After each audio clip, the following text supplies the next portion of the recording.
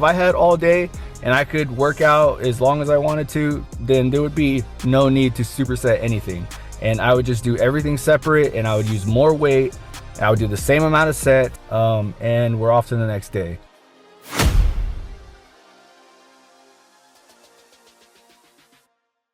Well, I changed my shoes and shit.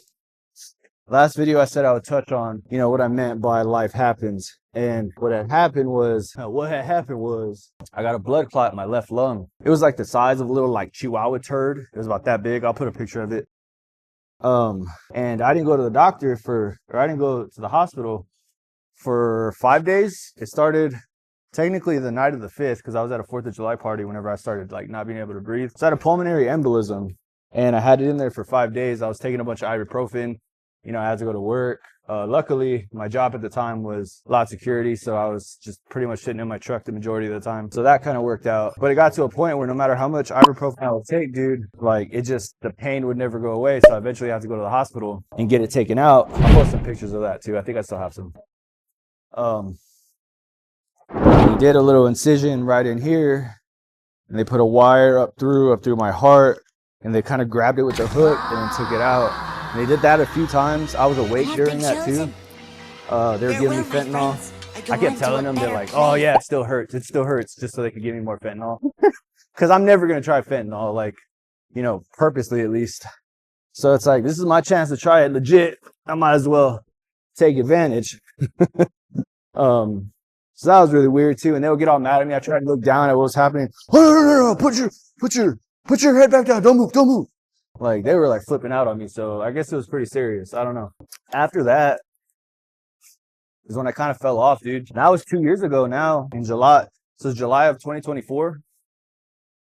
So really there's no excuse of me falling off. I just kind of fell into like a depression. So this is certainly not the ideal way to insert this little part here, but something that did happen in between the time that I last posted on this channel and now was I was in a 4.5-year relationship with somebody, and we lived together for about 4 of those years. And we broke up. It was a mutual sort of thing. I understood that I couldn't be the person that she needed me to be, or that she was looking for, that she deserved. And so we broke up, and now she's living the life that she deserves to live, and I'm happy for her for that. But that did affect me for a little while. Now, that actually didn't cause me to drink. Actually, it was the opposite. I didn't drink for a long time after that. It was the whole thing. But anyways, that's part of what had happened and what I had been up to in between, my last post 15 years ago or 9 years ago or whatever, and now. And, tried getting back into the gym, but it was really hard to breathe. Like really hard to breathe. I would take a few steps and I couldn't breathe. I tried getting on the treadmill to rehab my lung a little bit. A lot of tissue died because it was completely blocked. I guess I should stand over here, right, and talk. It was completely blocked for 5 days. So the lung barely got any. I could feel it like when I was taking ibuprofen, I would breathe real slow and I could feel it slowly inflating. And so, I guess that saved it a little bit, but for the most part, a lot of the tissue died. So I was in the ICU for 8 days and in the hospital for 10 days. I also went through extreme alcohol withdrawal, which I will explain here in a minute. What happened is, I was on all kinds of meds, so I didn't honestly really feel that. But I had when I say a lot, I mean like a lot of fucking hallucinations. I would close my eyes and I would hear Mexican ladies fucking arguing in Spanish, and bro, I don't even know Spanish. Let me do this step first and I'll tell you. Yeah, I know. Needing to sit down after 1:35. It's pretty sad. Believe me, I understand. I had a hallucination where, I don't know if you guys have ever seen Cool Runnings, but it's about a Jamaican bobsled team. And I was fully aware that it was a hallucination. There's been a lot of hallucinations in my life. And I was comfortable with it. It wasn't scary. None of the hallucinations that I had were scary. They were using my bed as their bobsled, and then they threw me down the track and all jumped on with me. And I'm just there looking around like, what the fuck is happening? And I was having the time of my life hallucinating, honestly. Like, some people talk about hallucinations and alcohol and whatever. It was kind of a good time. The rest of it wasn't fun, but the rest of it I didn't really feel because I was on all kinds of medications because of the lung thing, benzos for the alcohol withdrawal and all that. And then I had IV stuff. So anyways, that was a hallucination I really enjoyed. There was one weird one where I was walking down like a pathway and it was just grass. And there was like a 2-step, you know, downward with like just one of those little rails that kind of kinks straight, kinks down, and then kinks straight again. And there was a ledge and there was a lady sitting on the ledge. And I go down the stairs and I'm looking at her and I go, ma'am. And she looks up at me and I put my hand on her shoulder and I go, you're not real. And I just opened my eyes and I was in the hospital again. So that was another one that I had. Yeah, dude, I had went through one, I had a pulmonary embolism, so I almost died. And then 2, I had severe alcohol withdrawal. Now, the reason I was drinking so much, man, was honestly, dude, because 1, I drink to compensate for anxiety. And let me do another set and we'll talk more about this. So 1 was to compensate. And basically, when I was anxious, I would drink. One thing I forgot to mention is that I dated 2 girls. One was a complete, I don't know, sociopath or narcissist or something. And the other one was a stripper. So as you can imagine, those were not good ideas. So I found myself drinking more and more than I should have. And eventually it got to a point. So then I have to drink throughout the day. And it's not that I want to, it's not that I wanted to. It's just that's what ended up happening. It just got out of control. So it's kind of a blessing in disguise that I got that pulmonary embolism because I was able to go through that. I never would have made it, dude. I was drinking those like 1.75 liters, like the big ass ones. I would leave like that much left in there. That's how much I was drinking a day. Just so I wouldn't start feeling sick and all that. Oh shit, I was supposed to go 185. Oh well, we'll wish for the best. Okay, it doesn't feel as heavy as I thought it would. It does feel heavy though.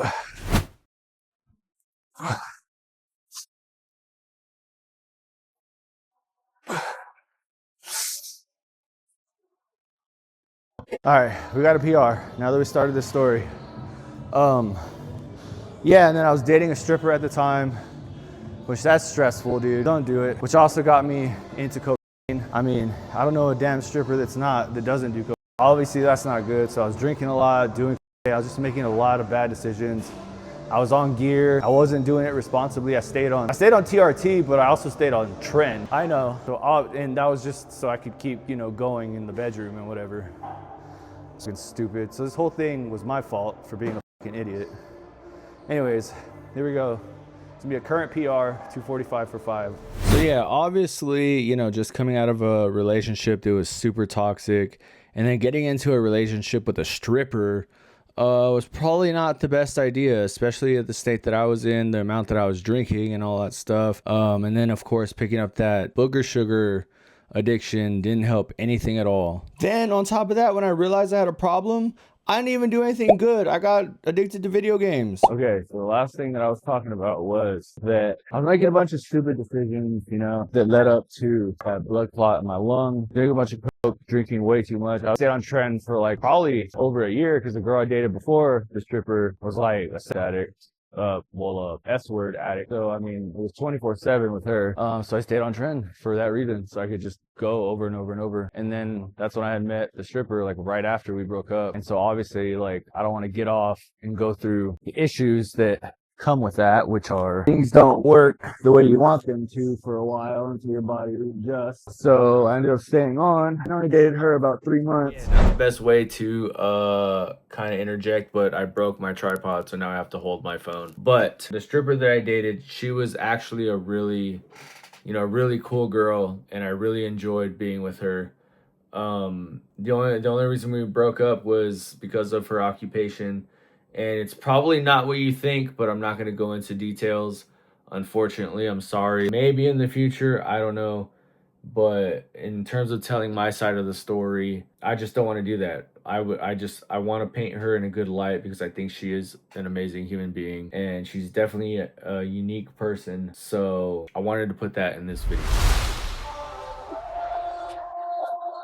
So I dated her for about 3 months. Shortly after is when I got that blood clot. And so obviously doing a bunch of cocaine, you got a bunch of blood going in your nose. That's probably how it, and having thick blood is probably how, that's probably where the clots came from. Because I was still pretty active at the time. I mean, it's not like I stopped going to the gym, but, I had thick blood. I was doing a bunch of cocaine. There's blood, in my nose area and going to my respiratory system like 24/7. So I imagine that, and this is just my guess, I don't know, that was the biggest culprit in it. Not that, that was one of the big culprits in what what happened. And that's how the blood clots ended up in there. And then, like I said, from there, I just kind of fell off, dude. Kind of just went through depression. We're going to go for a PR today. Well, a current PR. I'm out of 10. I know I can do it for 5. Anyways, I went through like the depression. So I kept drinking. And I was at the point where I couldn't stop anyways, at least not without getting really sick. It almost cost me my job. Like, there was a bunch of times that I would try and quit or taper or whatever, and I would get sick, and I'd go through that. I'd call in. I had no more sick hours. I was basically, I got suspended twice for my absences. Like, if I had one more absence, I would have been fired. But somehow I continued to hang on. And eventually I got in touch with a psychiatrist. Do this real quick. Now, I had seen the psychiatrist before, but I didn't want to mention my alcohol habits and stuff because I was afraid that she would treat me different and that she wouldn't treat the issues that I have going on accurately because she thought that I would abuse whatever medications that she prescribed for me. That's a current PR. I'm gonna go back down to 225 for this set. I already hit a current PR. Like, I'm good. I know it looks easy and it's not my max, but because I feel so off balance. So that'll be 3 sets. 225, 245, and then 225. Anyways, it almost cost me my job, dude. And because, I was in that state of depression for so long, kept going back to drinking. The cycle kept continuing over and over. As soon as I had hours, I would use them so I could be sick and whatever. And then eventually, it just got to the point where you have no choice but to drink. Had to maintain a job, had to maintain, income. So, do what you want with that information. Yeah, dude, I struggled with that for a few years. And thankfully, now I got it under control. So we're back in the gym again for like the, 5th time in the last 10 years.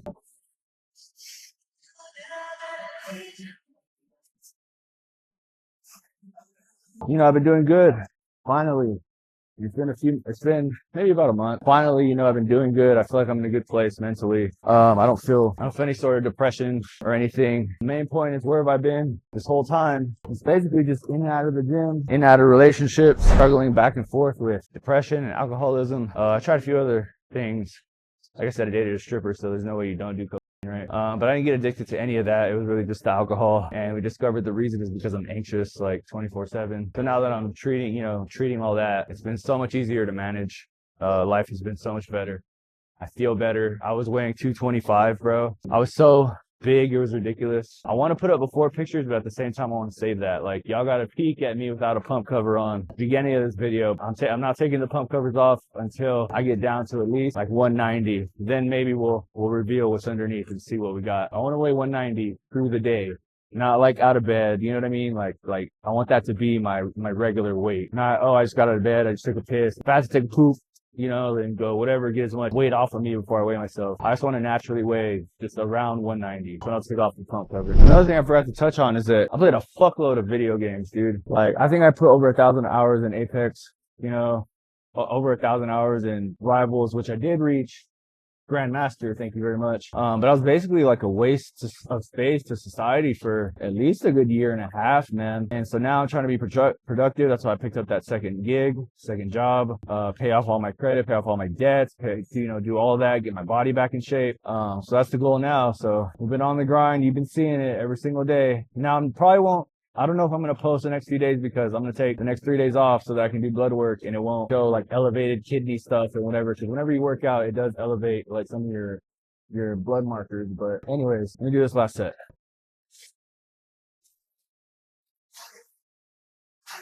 It's not like I did another 7. That had to have been 2 sets. So I still got one more for sure.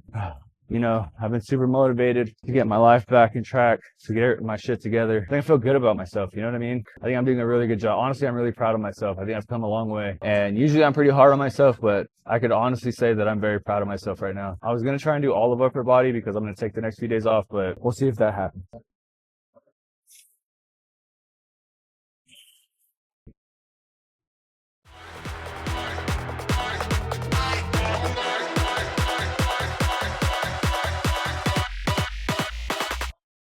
You're good. Don't worry about it.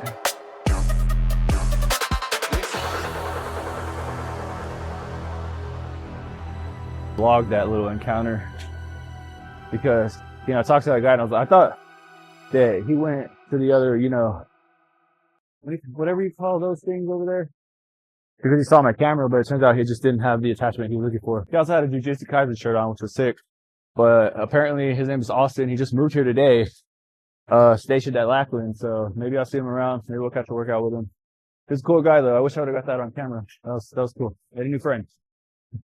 So until we actually meet the next time, please do like, comment, subscribe, share my videos. Of course, that would help me a ton. I'm not trying to be famous or anything like that. I just, you know, it'd be cool to have some sort of income come out of this because I put so much time into it.